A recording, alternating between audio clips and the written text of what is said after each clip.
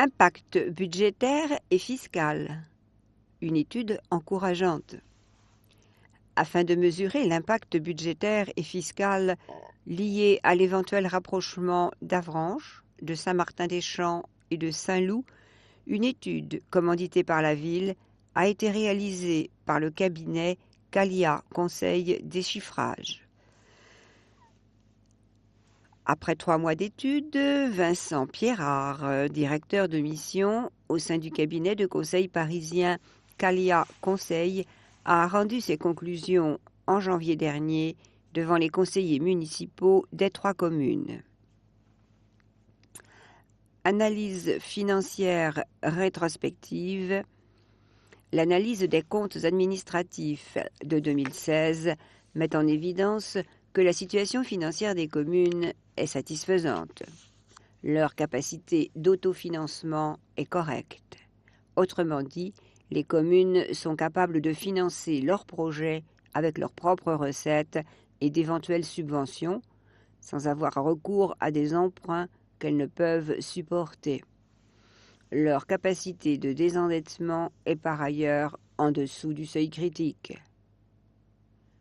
La situation budgétaire des communes est donc propice à un regroupement.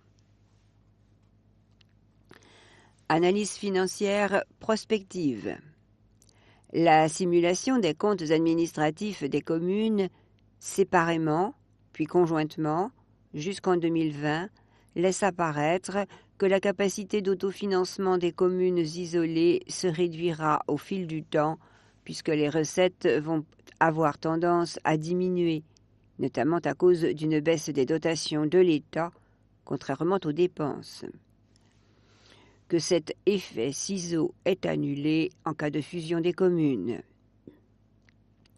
L'étude fait même ressortir un gain de 300 000 € par an, notamment grâce aux dotations de l'État en faveur des communes nouvelles.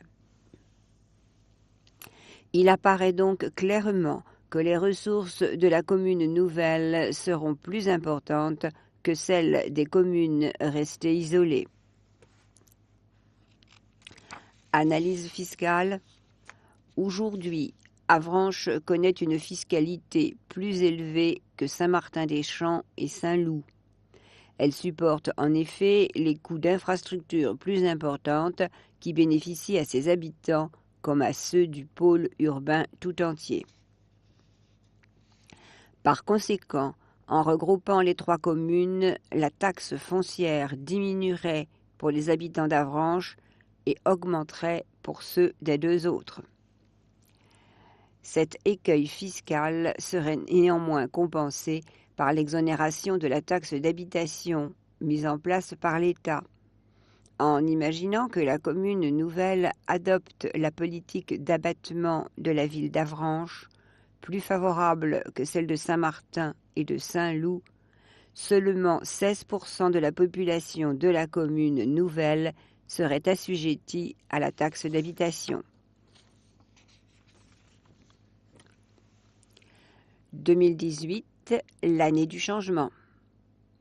Composé d'élus de chaque commune, le comité de pilotage s'est réuni pour la première fois le 19 février dernier. Sa mission ? Confirmer la pertinence du projet et établir une charte de gouvernance qui fixe les règles du mariage, avec comme objectif sa signature avant la fin d'année. Rappel du contexte.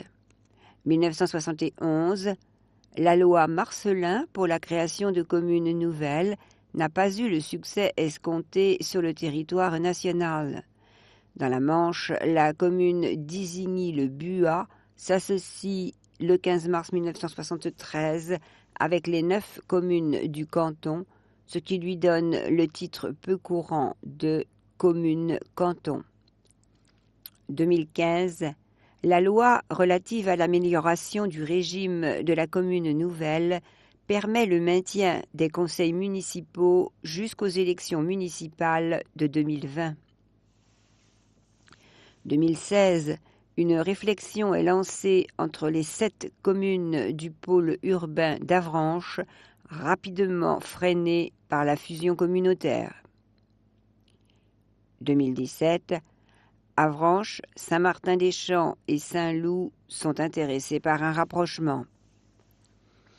Octobre 2007, janvier 2018, l'étude budgétaire et fiscale réalisée par le cabinet Calia Conseil se révèle concluante. 19 février 2018, le comité de pilotage se met en route. Première réunion de travail avec des élus d'Avranches, de Saint-Martin-des-Champs et de Saint-Loup. 21 février 2018, le conseil municipal de Saint-Loup fait savoir qu'il se retire du projet après délibération en conseil municipal le 20 février. Déroulement du calendrier 2018.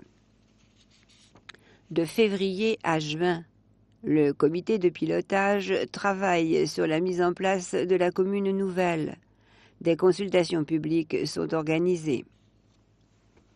D'août à novembre, la charte de gouvernance est rédigée qui définit les modalités de mise en œuvre de la commune nouvelle. Novembre, les 2 conseils municipaux délibèrent. Décembre, un arrêté préfectoral donne le coup d'envoi de la commune nouvelle.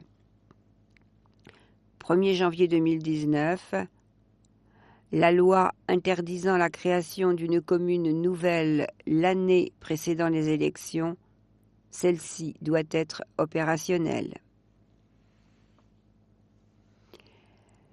Il faut qu'on informe les habitants et le personnel municipal, qu'on prenne le temps de les rassurer. David Nicolas. Une question? N'hésitez pas à nous en faire part par email à commune.nouvelle@avranches.fr. Une charte de gouvernance, qu'est-ce que c'est? David Nicolas. C'est une page blanche sur laquelle on va inscrire tout ce qu'on apporte, ce qu'on conserve. Une sorte de contrat entre les 2 communes qui fixe toutes les règles du mariage, un engagement écrit entre les 2 conseils municipaux. Jacques Lucas. Fixer une charte qui fonctionne prend du temps. Il faut passer en revue tous les domaines existants dans la gestion communale et ne rien laisser de côté. Le personnel, la voirie, les structures. Elle doit contenir toutes les réponses face à n'importe quelle situation du quotidien.